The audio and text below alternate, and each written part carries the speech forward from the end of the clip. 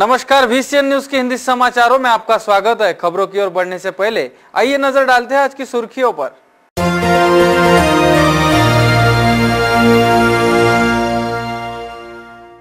किराएदार ही निकला शैलजा का हत्यारा, विश्वासघात की अनूठी मिसाल। 10 मिनट तक दबाए रखा गला। हैवानियत के दरिंदे धीरज शिंदे की इंसानियत को शर्मसार करने वाली करतूत।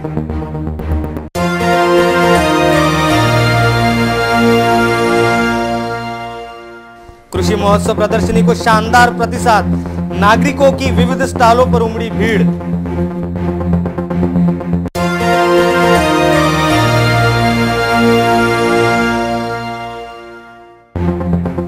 शॉर्टपिट राज्य स्तरीय क्रिकेट स्पर्धा का आयोजन 4 फरवरी से VCN न्यूज पर रहेगा रोजाना सीधा प्रसारण।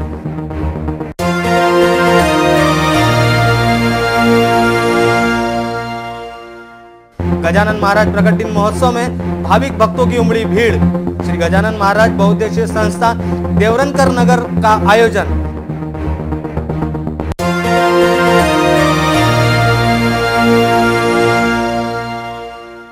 सिद्धार्थ नगर क्रीड़ा मंडल के राज्य स्तरीय फुटबॉल स्पर्धा में तगड़ा मुकाबला।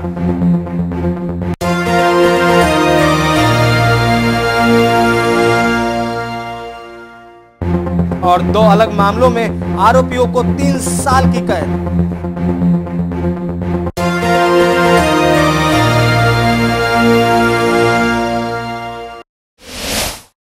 तो ये थी आज की सुर्खियां। आइए देखते हैं खबरें विस्तार से। जलाराम नगर निवासी शैलजा निलंगे की हत्या के आरोप में गिरफ्तार किए गए आरोपी धीरज शिंदे ने कहा, शैलजा का दम निकलने तक उसका गला घोटा था।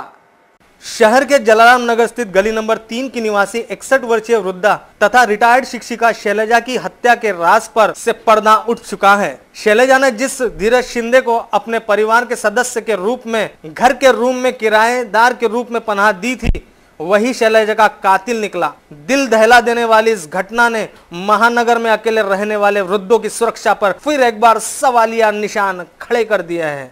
बीते गुरुवार की देर शाम ही पुलिस ने अपनी बेहतरीन कार्रवाई को अंजाम देते हुए घटना से मात्र 36 घंटे में ही शैलजा की हत्या को अंजाम देने के आरोप में धीरज को पुलिस शिकंजे के पीछे भेज दिया गया है।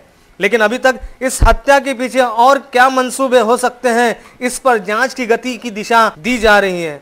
इस संदर्भ में आज दोपहर पुलिस आयुक्त दत्तात्रेय मंडलिक ने अपने कक्ष में पत्रकारों को जानकारी देते हुए बताया कि पेशे से पायदान बनाकर बेचने वाला धीरज इस घटना को लगभग 2 महीने पहले ही शैलजा के घर किराए से रहने आया था। इससे पहले वह परिसर में ही किराए से रहता था, लेकिन संबंधित घर मालक ने उसे रूम खाली करने के बाद शैलजा की बहन ने, जो उस परिसर में रहती है, उसने ही धीरज को शैलजा के घर किराए से रूम देने की बात सामने आई है। बताया जाता है कि शैलजा से धीरज का चरित्र साफ सुथरा होने की बात भी कही जा रही थी, जिसके बाद से ही धीरज को शैलजा ने अपने घर का रूम किराए पर दिया था, जिसके चलते अब मृतक शैलजा के उस बहन को भी जांच के दायरे में लिया जा सकता है।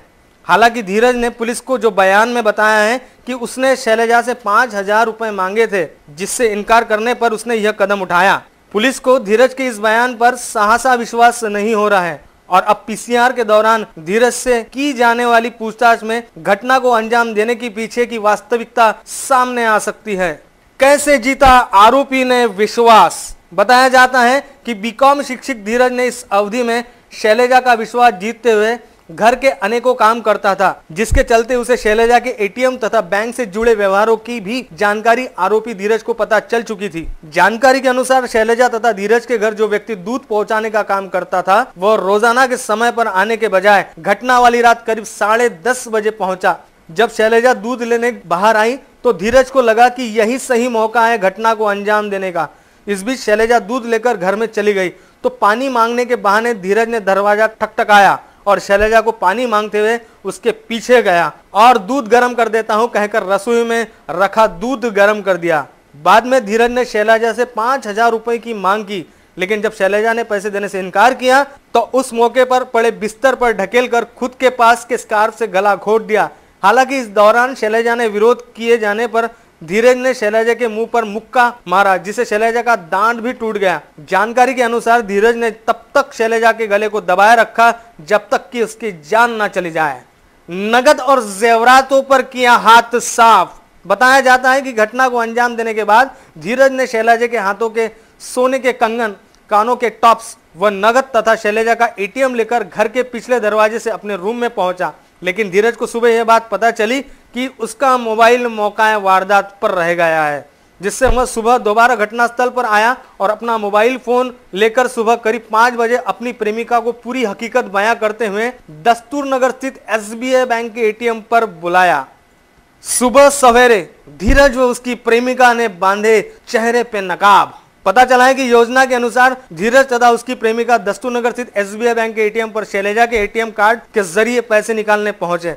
इससे पहले शातिर दिमाग धीरज तथा उसकी प्रेमिका ने अपने चेहरे स्कार्फ से पूरी तरह ढक दिए थे ताकि उनका चेहरा एटीएम के CCTV कैमरे में न दिख पाए। लेकिन CCTV फुटेज की जांच में धीरज की नाक व मूंछ दिखाई दे रही थी। यहां हालांकि पुलिस को सफलता नहीं मिली, लेकिन धीरज की चाल से वह पुलिस के संदेह में आ गया। SBI बैंक के एटीएम से पहुंचे आरोपी ICICI बैंक के एटीएम के पास। दस्तूर नगर स्थित SBI में पैसे निकालने में नाकाम रहने के बाद परिसर में ही ICICI बैंक के एटीएम पहुंचे, जहां से 4 बार 10-10 हजार रुपए, ऐसे कुल 40,000 रुपए की रकम निकाली गई, जिसके बाद धीरज ने नगद तथा जेवरात अपनी प्रेमिका को सौंप दिए। षड्यंत्र में शामिल विवाहिता है धीरज की प्रेमिका। शैलजा की हत्या के आरोप में गिरफ्तार किए धीरज का जिस युवती से प्रेम संबंध चल रहा है, उसके बारे में पता चला है कि वह युवती पहले से ही विवाहित है, जिसे एक बेटी भी है। इस संदर्भ में यह भी पता चला है कि धीरज तथा उसकी प्रेमिका परतवाड़ा के ग्राम कांडली निवासी है। दोनों का पहले से ही चक्कर था। विवाद के बाद धीरज की प्रेमिका जलाराम नगर स्थित अपने मौसी के घर रहने लगी थी, जबकि उसका पति भी साथ रहते हुए प्राइवेट जॉब करता है। वारदात के बाद पुलिस आयुक्तों ने किया आह्वान। इस घिनौने हत्याकांड को लेकर शहर पुलिस के मुखिया ने आज अपने कक्ष में पत्रकारों को जानकारी देते हुए आह्वान किया है कि शहर में जो भी वृद्ध अकेले रहते हैं तथा ऐसे अकेले युवकों को किराए से मकान या रूम देने वालों की पूरी जानकारी लेते हुए संबंधित क्षेत्र के पुलिस थाने को दे, जिससे पुलिस भी ऐसे मामलों की रोकथाम के लिए कड़े कदम उठाएंगी। तो दूसरी ओर अकेले रहने वाले वरिष्ठ नागरिकों के साथ होने वाले ऐसे हादसों पर भी शिकंजा कसा जा सकता है। अँटीसिडंट त्याचे कॅरेक्टर काय करून दिलं पाहिजे, अशा पद्धतीनं बाबी जर पाहिल्या तर थोडीशी अडचणी कमी होतील नागरिकांच्या। आणि त्यांनी विनंती आहे, आम्ही याच्यापूर्वी आम्ही आवाहन केलेलं आहे, पोलीस स्टेशन आपल्या सिनियर सिटीजनच्या काही यादी आहेत ऑलरेडी, त्यामध्ये अजूनही ॲड यांनी संबंधित पोलीस स्टेशनला संपर्क ठेवून संपूर्ण माहिती द्यावी, जेणेकरून पोलिसांना वरचेवर त्यांच्या घरी जाऊन त्यांच्या अडीअडचणी समजून घेता येतील आणि त्यांना संरक्षण देता येईल आणि अन्य काही अडचणी असेल तर त्याच्यावर मात करता येईल, असं एक जनतेला माझं मीडियाच्या वतीने आव्हान आहे आणि सर्वांनी पोलिसांना सहकार्य करावं असं अपेक्षा आहे। आइए रुक करते हैं अगली खबर की और किसानों तथा पशु पक्षी प्रेमियों के लिए श्रद्धा सोसाइटी की ओर से 1 से 5 फरवरी के दौरान साइंस कोर मैदान में कृषि महोत्सव का आयोजन किया गया। किसान भाइयों तथा पशु पक्षी प्रेमियों के लिए एवं समस्त नागरिकों के लिए श्रद्धा आर्ट सोसाइटी अमरावती द्वारा आयोजित कृषि व पशु पक्षी प्रदर्शनी 2018 का आयोजन स्थानीय साइंस कोर ग्राउंड अमरावती में 1 फरवरी से 5 फरवरी के दौरान आयोजन किया गया है, जिसका विधिवत उद्घाटन 1 फरवरी को मान्यवरों के हाथों किया गया। साथ ही श्रद्धा आर्ट सोसाइटी के 2018 के पुरस्कारों का वितरण किया गया। शुक्रवार 2 फरवरी को इस कृषि व पशु पक्षी प्रदर्शनी को नागरिकों का अच्छा प्रतिसाद मिला। महिला बचत गटातून जास्तीत जास्त याकरता फार छान असं ते दालन तयार केलेले आहेत, तयार आहेत आणि त्यातून खरोखरच आपल्या या परिसराकरता त्यांचं अभिनंदन करतोय आणि अशाच प्रकारे प्रत्येक तालुक्यामध्ये व्हावं ही अपेक्षा करतोय आणि माझे 2 शब्द संबोधत आहेत। जय जय माता। कृषि महोत्सव में लगे विविध स्टॉलों पर नागरिकों की अच्छी खासी भीड़ नजर आई।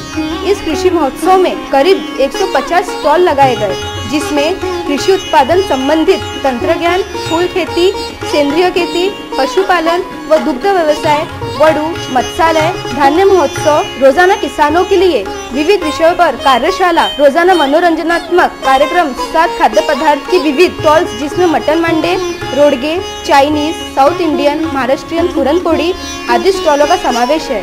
2 फरवरी को लावनी महोत्सव ने कृषि महोत्सव में मौजूद तमाम नागरिकों का समा बांधा। इस कृषि महोत्सव के लिए निःशुल्क एंट्री फीस तथा निःशुल्क पार्किंग की व्यवस्था की गई है।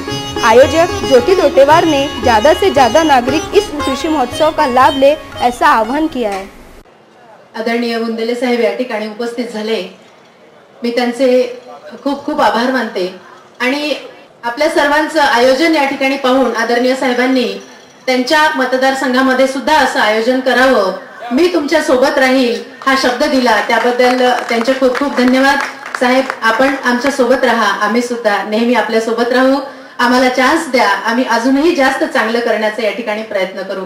आपण या ठिकाणी आलात, खूप खूप धन्यवाद। सर्व कास्तकारांच्या वतीनं आणि मी कास्तकाराची मुलगी म्हणून माझ्या वतीनं आपले परत एकदा खूप खूप धन्यवाद मानते। आपण असंच आपला शुभाशीर्वादाचा हात आमच्या पाठीवर, आमच्या डोक्यावर ठेवावा अशी विनंती करते।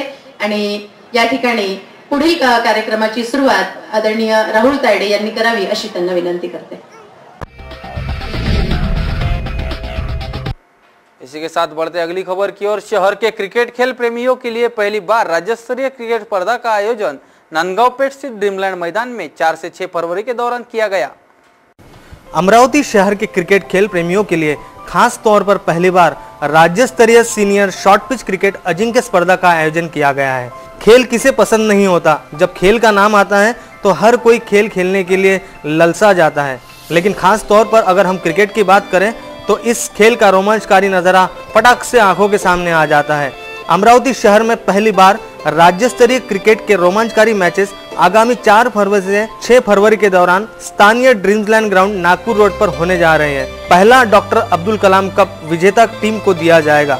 इस क्रिकेट स्पर्धा में महिला एवं पुरुषों की टीम विविध शहरों से अमरावती पधार रही है। इस क्रिकेट स्पर्धा का विधिवत उद्घाटन 4 फरवरी को पुलिस आयुक्त दत्तात्रेय मंडलिक के हाथों किया जाएगा। इस पूरे क्रिकेट टूर्नामेंट का सीधा प्रसारण VCN न्यूज पर रोजाना सुबह से रात 9 बजे तक दिखाया जाएगा। डे नाइट चलने वाले इस स्पर्धा में ज्यादा से ज्यादा खेल प्रेमी हिस्सा ले, ऐसा आह्वान आयोजकों ने किया है।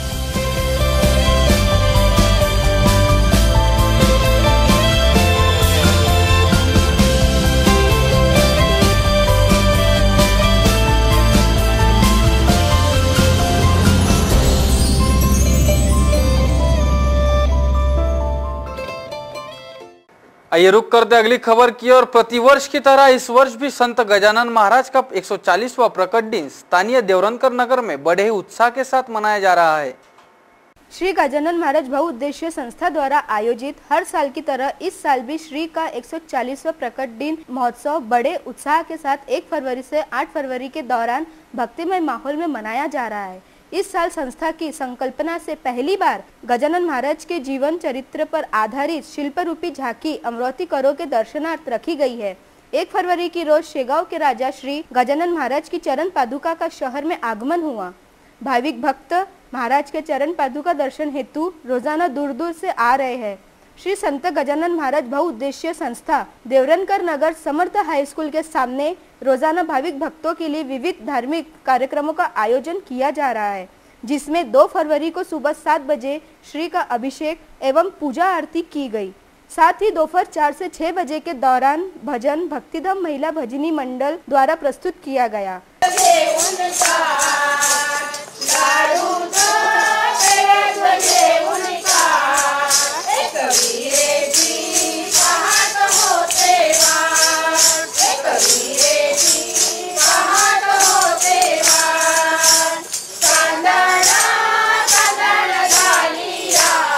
शाम 7 से 10 गीत गजानन स्वर संगीत एवं भक्ति गीतों का कार्यक्रम प्रस्तुत किया गया।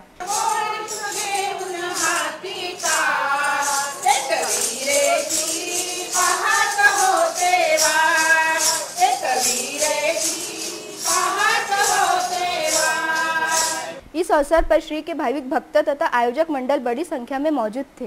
बहुउद्देशीय संस्था द्वारे प्रत्येक वर्षी गजानन महाराज प्रकट दिन सोहळा आपण इथे साजरा करतो। या वर्षी पण प्रत्येक वर्षीप्रमाणे खूप मोठा आणि भव्य दिव्य असा गजानन महाराज प्रकट दिन सोहळा आपण इथे आयोजित केलेला आहे बडनेर रोडला दुर्गा मोटरच्या समोर।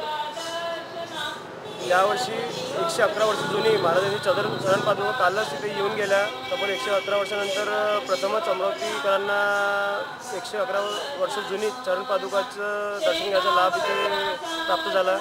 त्याचप्रमाणे आता 8 तारखेपर्यंत म्हणजे 8 फरवरीपर्यंत रोज काही ना काही वेगवेगळे अभिनव उपक्रम इथं आपण राबवतो आहे। जसे मातृपितृपूजन, त्याच्यानंतर समर्पण परिवारचं हनुमान चालीसा पठण, त्याचसोबत वेगवेगळे डॉक्टरांचं बाह्यरुग्ण शिबिर आणि खूप मोठं महाप्रसाद आपण प्रत्येक वर्षी इथे करत असतो. त्याचप्रमाणे यावर्षी पण आपण इथे खूप मोठ्या प्रमाणात आणि चांगल्या वेगवेगळे आणि चांगले उपक्रमही राबवतो आहे. तरी आपल्या चॅनलच्या माध्यमातून मी सगळ्या अमरावतीकरांना एक आग्रह करतो की त्यांनी प्रचंड आणि चांगल्या प्रकारे इथं दर्शनाचा लाभ घ्यावा. प्रथमच सगळ्यात मोठं इथं गजानन महाराजांचं प्रकट दिनाचं इथं आपण आयोजन केलं आहे. आइए रुक करते अगली खबर की ओर। डॉक्टर बाबा साहब अम्बेडकर की स्मृति में फ्रेजरपुरा स्थित सिद्धार्थ क्रीडा मंडल की ओर से राज्य स्तरीय फुटबॉल स्पर्धा का आयोजन किया गया। अमरावती शहर में इन दिनों विविध खेल स्पर्धाओं राज्य स्तरीय स्तर पर आयोजन किया जा रहा है। अमरावती शहर के फ्रेजरपुरा स्थित सिद्धार्थ क्रीड़ा मंडल द्वारा डॉक्टर बाबा साहब अम्बेडकर स्मृति में राज्य स्तरीय फुटबॉल स्पर्धा का आयोजन 29 जनवरी से 4 फरवरी के दौरान किया जा रहा है, जिसका विधिवत उद्घाटन मान्यवर द्वारा हाल ही में किया गया। इस 6 दिवसीय स्पर्धा में रोजाना फुटबॉल मैचेस का मुकाबला होता है। इस फुटबॉल स्पर्धा के लिए पहला पुरस्कार 25,000 नगद पार्षद भारत चौधरी की ओर से दिया जाएगा, तो दूसरा पुरस्कार 15,000 नगद मनीष साठे की ओर से दिया जाएगा। साथ ही विजेता संघ को आकर्षित ट्रॉफी स्वर्गीय दादाराव शहारे की स्मृति में दिया जाएगा तथा उपविजेता संघ को स्वर्गीय बनारसीलाल पंचगाम इनकी स्मृति में दिया जाएगा। इस फुटबॉल स्पर्धा के लिए फुटबॉल प्रेमियों को बैठने की खास व्यवस्था आयोजकों द्वारा की गई है। 2 जनवरी को खेले गए फुटबॉल मैचेस का नजारा बड़ा ही रोमांचकारी नजर आया। आपसी टीमों में कड़ा मुकाबला हुआ, जिससे दर्शक वर्गों ने टीम की सराहना करते हुए टीमों को प्रोत्साहन दिया।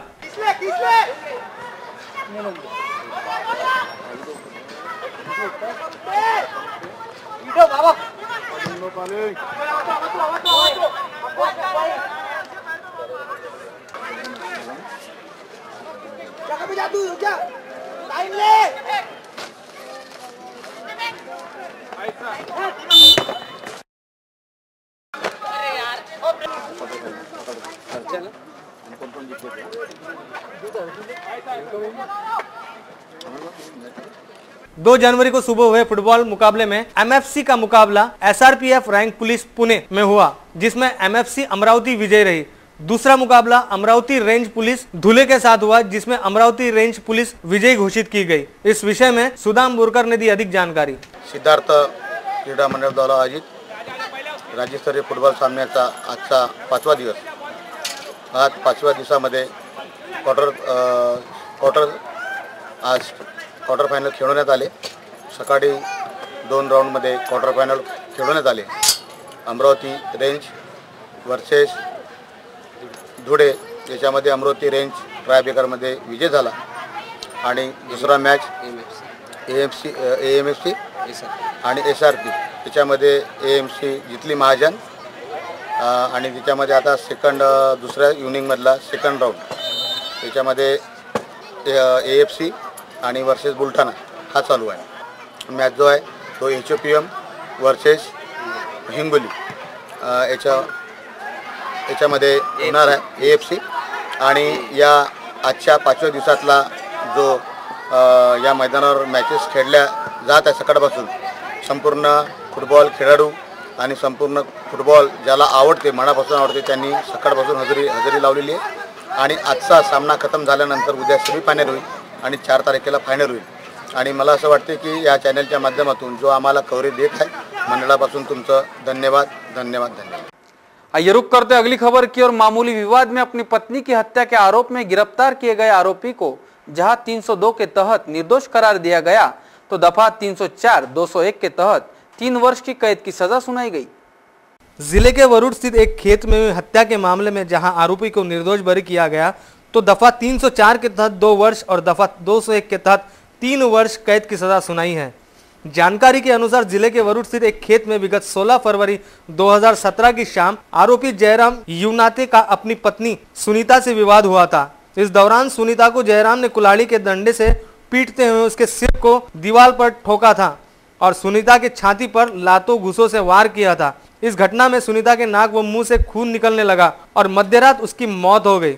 मामला समझते ही आरोपी जयराम को सुनीता के अंग पर पानी डालकर उसके कपड़े बदले थे और दूसरे दिन आरोपी ने यह दर्शाया था कि सुनीता की मौत उसका सिर दीवार पर टकराने से हुई है। इस मामले की आज सुनवाई करते हुए 6 गवाहों के बयान पर दर्ज किए गए थे, जिसकी सुनवाई करते हुए आरोपी जयराम को दफा 300 में निर्दोष तथा दफा 304 में 2 वर्ष की कैद और दफा 201 के तहत 3 वर्ष की कैद की सजा सुनाई गई है।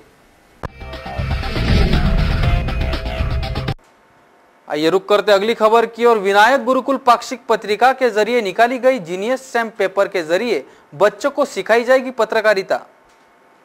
विनायक गुरुकुल पाक्षिक के माध्यम से बच्चों को अखबार जगत से जुड़ी पत्रकारिता व न्यूज रिपोर्टिंग सिखाया जाएगा। ऐसी जानकारी शुक्रवार को एक पत्रकार परिषद में दी गई। इस संदर्भ में वृषाली गावंडे तथा हर्षल श्रीखंडे ने बताया कि प्रवीण खोडके मेमोरियल ट्रस्ट अंतर्गत संचालित विनायका गुरुकुल शाळेतर्फे यावर्षी सन 2018 मध्ये आम्ही शाळेच्या मुलांसाठी जीनियस स्टॅम्प्स नावाचे पाक्षिक सुरू करतोय, ज्यामध्ये शाळेतील सर्व मुलांचे ड्रॉइंग्स असेल, कलर एसेज आहे, पोएट्री आहे किंवा इतर जे एक्स्ट्रा ॲक्टिव्हिटीज किंवा गुण असतात त्यांच्यामध्ये, तर त्यासाठी एक प्रॉपर प्लॅटफॉर्म देण्यासाठी आम्ही हा उपक्रम शाळेतर्फे राबवतोय। यामध्ये सर्व टीचर्सला, सर्व पेरेंट्सला आणि सर्व मुलांना, शाळेतील सर्व मुलांना इथे एक स्टेज प्रोव्हाइड करण्यात येते की त्यांचे विचार असेल, त्यांच्यामधले कलागुण असेल तर ते इथे सादर करू शकतील, एक्सप्रेस करू शकतील। आणि उद्देश शाळेचा हाच आहे की इथे विनायका गुरुकुलमधील सर्व मुलांचं खऱ्या अर्थानं पर्सनॅलिटी डेव्हलपमेंट व्हावं आणि गुरुकुल संस्कृती रुजावी, ह्यासाठी अभ्यासाव्यतिरिक्त पण ज्या दैनंदिन आयुष्यामध्ये ज्या गोष्टी आपल्याला आवश्यक असतात, प्रोफेशनल लाईफ जगताना ज्या प्रोफेशनल स्किल्स आवश्यक असतात, तर त्या मुलांमध्ये डेव्हलप व्हाव्या या उद्देशाने आम्ही शाळेचं हे पाक्षिक सुरू करतो। विनायक गुरुकुल पाक्षिक जीनियस स्टैम्प पेपर निकाला गया है। इसमें बच्चों को ड्राइंग, पालकों का इंटरव्यू, बच्चों की दिलचस्पी को देखते हुए उन्हें पत्रकारिता व रिपोर्टिंग सिखाया जाएगा। की आम्ही त्यामध्ये या पाक्षिकामध्ये खास करून एक नवीन व्होकॅब्युलरी, जे इंग्लिश मीडियमची आता शाळा असल्यामुळं नवीन काही शब्द आले डिक्शनरीमध्ये, तर ते व्होकॅब्युलरी नावाचं एक सेक्शन आम्ही याच्यामध्ये ठेवणार आहे। सोबत एक स्कूलचं शेड्यूल, त्या 15 दिवसामध्ये स्कूलचं शेड्यूल काय राहणार याविषयीची एक माहिती त्यामध्ये देणार। सोबत स्कूलचे इव्हेंट्स, ज्या 15 दिवसामध्ये स्कूलचे इव्हेंट्स जर झाले असेल तर ते सुद्धा आम्ही त्याच्यामध्ये कव्हरेज देणार। स्टुडंट्सचे ड्रॉइंग हे फोटोसहित प्रकाशित करणार त्या सर्व या पाक्षिकामध्ये। करंट अपडेट्स हे हा जनरल भाग आहे, तो आहे। सोबत किड्स सायकोलॉजी हा एक महत्त्वाचा भाग आम्ही त्यामध्ये देणार आहे। किड्स सायकोलॉजी मीन्स त्या वयातल्या मुलांची सायकोलॉजी कशा पद्धतीनं असते किंवा काय असते त्याच्याविषयी सविस्तर विवरण या पाक्षिकामध्ये वाचायला मिळणार। किड्स हेल्थ म्हणजे मुलांचा डबा किंवा आहार या संदर्भातली पण माहिती आपण किड्स हेल्थ या संदर्भामध्ये दिली। पालकत्व हा महत्त्वाचा भाग आपण यामध्ये देणार आहे। पालकत्वासंदर्भातली माहिती आपण त्यामध्ये देणार आहे। आज सकाळी जे पालक होते त्यांनी बऱ्याच प्रमाणात आपल्या या सगळ्या गोष्टीला ॲप्रिशिएट केलं आणि त्यांनी कौतुक केलं की अशा प्रकारचा पहिला प्रयोग हा अमरावतीमध्ये विनायका गुरुकुलद्वारे करण्यात येत आहे। आणि मला खरंच सांगायचं म्हणजे तिथे आनंद पण होईल की पूर्ण अमरावतीच्या जेवढ्या काही शाळा आहेत, अमरावती शहरामध्ये की जिल्ह्यामध्ये, त्या शाळेमधून विनायका गुरुकुल ही एकमेव संस्था आहे की ज्या संस्थेनं विद्यार्थ्यांकरता हे पाक्षिक काढलेलं आहे। त्या पाक्षिकाचं स्वरूप हे जरी आज जरी पाक्षिक असेल तरी पुढे चालून याचं स्वरूप हे दैनिकाच्या स्वरूपात होऊ शकेल, कारण की त्या पद्धतीनं आम्ही याचा उद्देश ठेवलेला आहे की विद्यार्थीच याचे संपादक असायला पाहिजे, विद्यार्थीच याचे रिपोर्टर असायला पाहिजे, विद्यार्थ्यांनीच याचं कंटेंट आणलं पाहिजे आणि विद्यार्थ्यांनी सर्क्युलेशन पण केलं पाहिजे, या उद्देशानं आम्ही सर्व करतो। आइए रुक करते अगली खबर की ओर। धामनगांव तहसील के उपसिंचन विषय को लेकर विधायक वीरेंद्र जगताप ने पूर्व विधायक अड़सड़ पर पलटवार किया। राजनीति में श्रेय लेने और अपने प्रतिस्पर्धी को नीचे दिखाने के अनेकों मामले सामने आते हैं। परस्पर विरोधी बयानबाजी करने वाले ऐसे ही बयानों का एक मामला पत्रकार परिषद के दौरान वर्तमान विधायक द्वारा पूर्व विधायक के खिलाफ किया गया, जिसके अनुसार धामनगांव रेलवे के विधायक प्राध्यापक वीरेंद्र जगताप ने कहा कि पाथरगांव स्थित उपसिंचन के सबूत अशोक शामराव वाढणकर व उनके सहयोगी यदि एक भी सबूत पेश किए तो उसका श्रेय पूर्व विधायक अरुण अड़सड़ ने ही लेना चाहिए। यदि बीते वर्ष 2001 से अड़सड़ ने एक भी सबूत पेश किया तो वर्तमान विधायक प्राध्यापक वीरेंद्र जगताप इस्तीफा देंगे। पाथरगांव उपसा सिंचन योजना जी 8 ऑगस्ट 2009 रोजी अशोकराव चव्हाण मुख्यमंत्री असताना मंजूर झाली होती, तिच्या एक छोटं धरण पुऱ्या गावाजवळ घेणार होतो आणि त्याच्यातून उपसा करून पाथरगावजवळ मोठी पाण्याची टाकी उभारून ते पाणी माझ्या मतदारसंघातल्या 8 गावांना मिळणार होतं। परंतु नंतर ज्या लोकांची छोट्या धरणामध्ये जमीन जाणार होती त्याच्यामध्ये 5000 झाडं संत्र्याची जाणार होती, 300-350 एकर भारी जमीन जाणार होती, म्हणून तिथल्या पुऱ्याच्या लोकांचा विरोध होता। तो विरोध शमवून काढताना नंतर असं लक्षात आलं की त्याच्यापेक्षा जळका जगताप या गावाजवळ एक चांगली जागा उपलब्ध आहे आणि तिथून पाणी जर आपण लिफ्ट केलं तर त्याचा फायदा पाथरगाव उपसा सिंचनला होईल आणि ही योजना कमी खर्चामध्ये होईल। म्हणजे 100 कोटीची योजना 50 कोटीमध्ये होईल असं जवळपास 4-5 वर्षाच्या अभ्यासानंतर लक्षात आलं आणि म्हणून मग आता माननीय मंत्री गिरीश महाजन आणि आम्ही सर्वांनी प्रयत्न केले, विशेषतः अशोक वाढवणकर आणि भगवानजी वाघ या 2 लोकांनी अक्षरशः टाचा झिजवल्या आणि त्यांनी टाचा झिजवून ही योजना आता कुठं मार्गी लागण्याच्या टप्प्यामध्ये आहे. आणि असं असताना भारतीय जनता पक्षाचे लोक याचं फुकटचं श्रेय लाटण्याचा प्रयत्न करत आहेत. माझी विनंती आहे आपल्यामार्फत त्यांना की त्यांनी 2008-9 पासून पाठपुरावा केल्याचा एखादा सरकारी कागद त्यांच्या उल्लेख असलेल्याचा दाखवावा. मी माझी आमदारकी सोडून द्यायला तयार आहे. आइए रुक करते अगली खबर की ओर। पूज्य संत श्री आसाराम बापू की शिष्या साध्वी बहन का गीता भागवत सत्संग एवं मातृपितृ पूजन कार्यक्रम का आयोजन आगामी 4 फरवरी को श्री संत आसाराम बापू आश्रम में किया जाएगा, ऐसी जानकारी प्रेस वार्ता में दी गई। पूज्य संत श्री आसाराम बापू ने 11 साल पहले 14 फरवरी का दिन मातृपितृ दिन के तौर पर घोषित किया था। तब से श्री योग वेदांत सेवा समिति के द्वारा संपूर्ण भारत में एवं विदेशों में विविध स्थलों पर मातृपितृ पूजन दिन मनाया जाता है। श्री योग वेदांत सेवा समिति अमरावती द्वारा मातृपितृ पूजन दिन के प्रचार के लिए हर साल अनेक विद्यालयों, महाविद्यालयों, मंदिर आदि स्थलों पर मातृपितृ कार्यक्रम लेते आ रहे हैं। रविवार 4 फरवरी की रोज स्थानीय संत श्री आसाराम आश्रम अमरावती में भव्य मातृपितृ पूजन कार्यक्रम का आयोजन किया गया है। इस मातृपितृ कार्यक्रम के लिए अहमदाबाद से आसाराम बापू की शिष्या साध्वी ज्ञाप्ति बहन का आगमन शहर में होगा। साथ ही इस मातृपितृ कार्यक्रम में गीता भागवत सत्संग कार्यक्रम भी होगा, ऐसी जानकारी प्रेस वार्ता में दी गई। पूज्य संत श्री आसाराम जी बापू ने 11 वर्ष पूर्व 14 फरवरी का दिन मातृपितृ पूजन दिवस के रूप में घोषित किया। तभी से श्री योग वेदांत सेवा समिति पूरे देश में और विदेश में भी कई जगह मातृपितृ पूजन दिवस मनाती है और मातृपितृ पूजन दिवस के प्रचार प्रसार हेतु अनेक विद्यालय, मंदिर, अनेक धार्मिक सामाजिक संस्थाएं आदि जगह मातृपितृ पूजन के कार्यक्रम आयोजित करती है। अमरावती में इस वर्ष प्रतिवर्ष अनुसार इस प्रकार के आयोजन जारी है और स्थानीय बडनेरा रोड पर संत श्री आसाराम जी आश्रम यहाँ 4 तारीख को, आने वाली 4 तारीख को एक भव्य दिव्य ऐसा कार्यक्रम, एक विशाल आयोजन हमने मातृपितृ पूजन का किया है। और उस कार्यक्रम में विशेष रूप से बापू जी की शिष्या और नारी उत्थान आश्रम अहमदाबाद की साध्वी ज्ञाप्ति बहन ये विशेष रूप से उपस्थित रहेगी। पहले ज्ञाप्ति बहन का सत्संग होगा और तत्पश्चात मातृपितृ पूजन का एक भाव भरा कार्यक्रम वहाँ हम आयोजित कर रहे हैं। तो इस सत्संग में और मातृपितृ पूजन कार्यक्रम में अमरावती जिले के श्रद्धालु, संस्कृति प्रेमी अधिक से अधिक संख्या में सम्मिलित हो और इस दैवी कार्य में अपना योगदान दे, ऐसा आह्वान हम श्री योग वेदांत सेवा समिति, युवा सेवा संघ और महिला उत्थान मंडल की ओर से करते हैं। धन्यवाद। प्रेस वार्ता में बाल मुकुंद श्रीवास, मुकुंद चौधरी, सुदर्शन मतानी, विजय पिंजानी, राधा चौधरी, दयाराम राठौड़, रामेश्वर इंगोले, राहुल नेरकर आदि मौजूद थे। इसी के साथ बढ़ते अगली खबर की ओर। जिला परिषद के अधिकारी तथा कर्मचारियों की कला व क्रीड़ा गुणों को प्रोत्साहन मिलने के उद्देश्य से सांस्कृतिक महोत्सव का आयोजन किया गया। जिला परिषद अमरावती के अधिकारी एवं कर्मचारी के लिए कला तथा क्रीड़ा गुणों को प्रोत्साहन मिले एवं रोजगार के काम में नवचेतना निर्माण हो, इस उद्देश्य से हर साल की तरह इस साल भी क्रीड़ा व सांस्कृतिक कार्यक्रम का आयोजन जिला परिषद अमरावती द्वारा क्रीड़ा व सांस्कृतिक महोत्सव 2018 के तौर पर किया गया, जिसका विधिवत उद्घाटन जिला परिषद अध्यक्ष नितिन गोंडाने के हाथों किया गया। उद्घाटन समारोह पश्चात धारनी के शिक्षक शिक्षिकाओं ने शानदार नृत्य प्रस्तुत कर उद्घाटन समारोह को 4 चांद लगा दिए। इस उद्घाटन के अवसर पर रस्सी खेच स्पर्धा का आयोजन कर होने वाली खेल स्पर्धाओं के लिए सकारात्मक शपथ ली गई। इस अवसर पर सीईओ डॉक्टर किरण कुलकर्णी, उपाध्यक्ष दत्ता ढोमने, विनय ठमके, कैलाश घोड़गे, जयंत देशमुख समेत जिला परिषद के सदस्य, कर्मचारी, अधिकारी बड़ी संख्या में मौजूद थे। आइए रुक करते अगली खबर की ओर। शहर में बढ़ रही लगातार आपराधिक वारदातों को देखते हुए दस्तूरनगर क्षेत्र की पार्षद पद्मजा कौंडन्या ने फर्शी स्टॉप पर पुलिस चौकी बनाने की पुलिस आयुक्त से मांग की है। पिछले लंबे अरसे से अमरावती शहर में एक के बाद एक कई आपराधिक मामले तेजी से सामने उभर कर आए हैं, जिससे खास तौर पर कत्ल, महिला छेड़छाड़ जैसे संगीन मामलों में बढ़ोतरी देखी जा रही है, जिसके चलते इन दिनों शहर महफूजी के दायरे से बाहर नजर आ रहा है।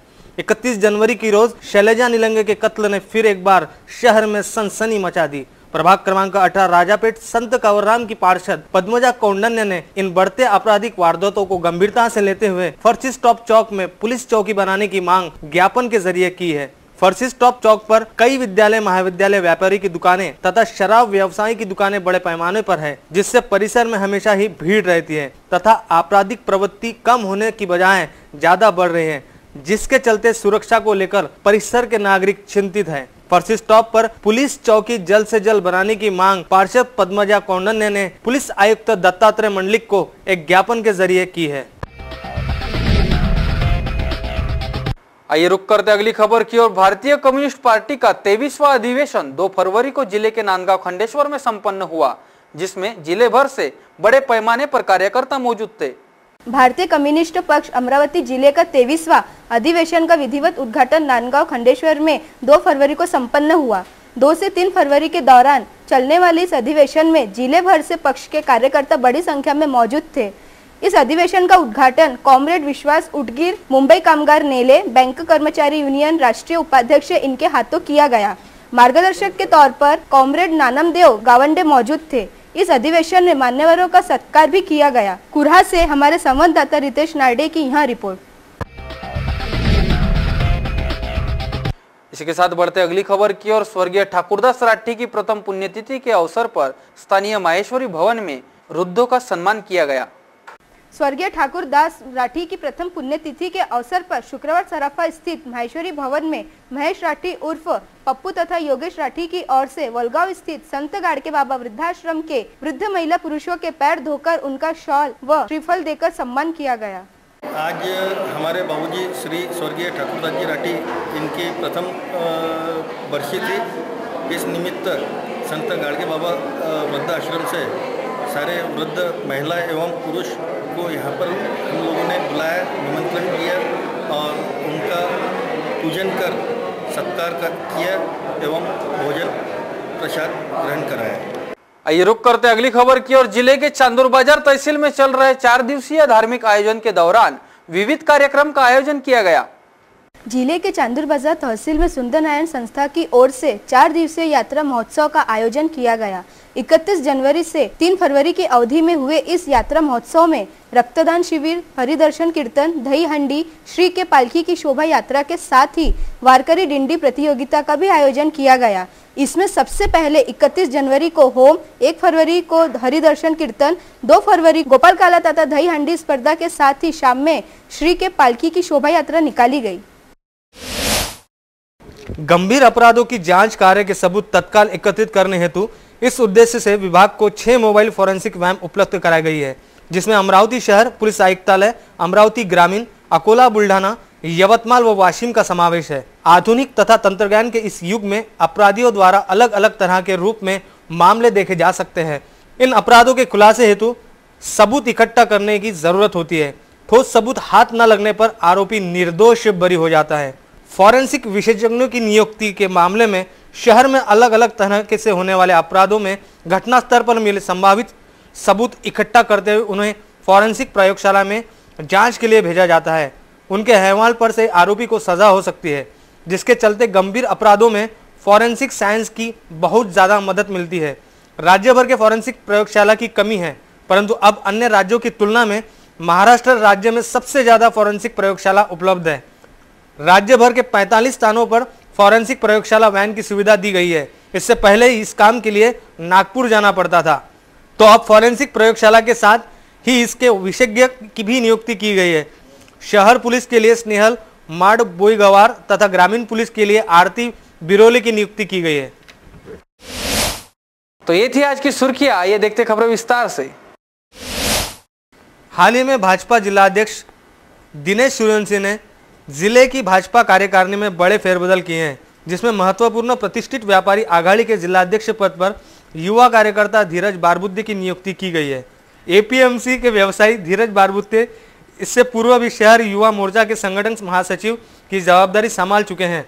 वे एपीएमसी के आड़तिया एसोसिएशन के सचिव भी है। उनकी नियुक्ति से व्यापारी वर्ग तथा मित्रों में हर्ष का वातावरण देखा जा रहा है। इस विषय पर धीरज बारबुद्दे ने दी अधिक जानकारी।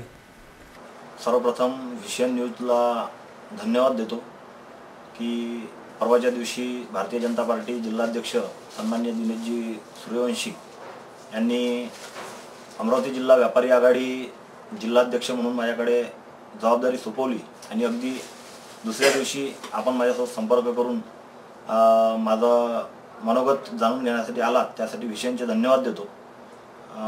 सन्माननीय दिनेशजी सूर्यवंशी, जिल्ह्याचे आपले सन्माननीय पालकमंत्री प्रवीणजी पोटे आणि आमचे आदरणीय आमदार डॉक्टर सुनील देशमुख, तसेच ग्रामीणमधले अनिलजी बोंडे, रमेशजी बुंदेले, प्रभुदासजी बिलावेकर, सरचिटणीस आमच्या भारतीय जनता पार्टीचे, आमचे शहराचे जिल्हाध्यक्ष जयंतजी डेहनकर, तुषारजी भारतीय यांच्या मार्गदर्शनाखाली मी आजपर्यंत भारतीय जनता पार्टीमध्ये काम करीत आलो.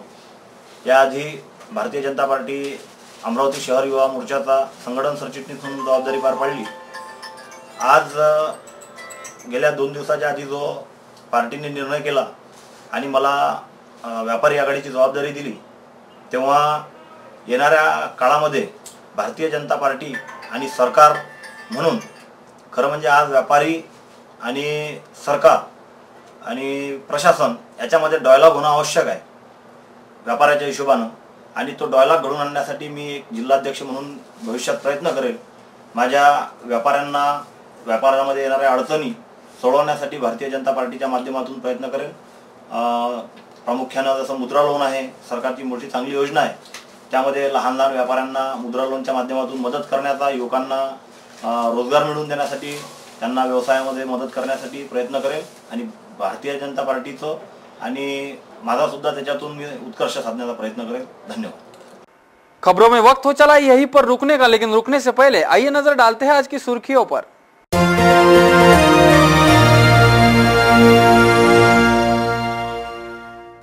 किराएदार ही निकला शैलजा का हत्यारा, विश्वासघात की अनूठी मिसाल, 10 मिनट तक दबाए रखा गला. हैवानियत के दरिंदे धीरज शिंदे की इंसानियत को शर्मसार करने वाली करतूत.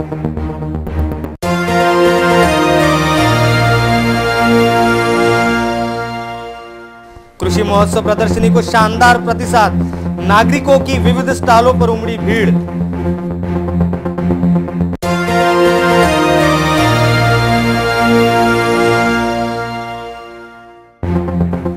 शॉर्टपिट राज्य स्तरीय क्रिकेट स्पर्धा का आयोजन 4 फरवरी से VCN न्यूज पर रहेगा रोजाना सीधा प्रसारण.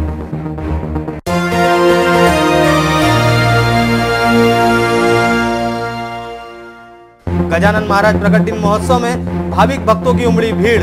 श्री गजानन महाराज बहुउद्देशीय संस्था देवरनकर नगर का आयोजन.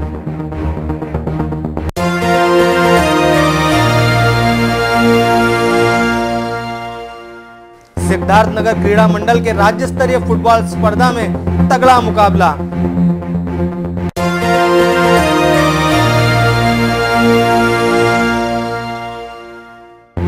और 2 अलग मामलों में आरोपियों को 3 साल की कैद.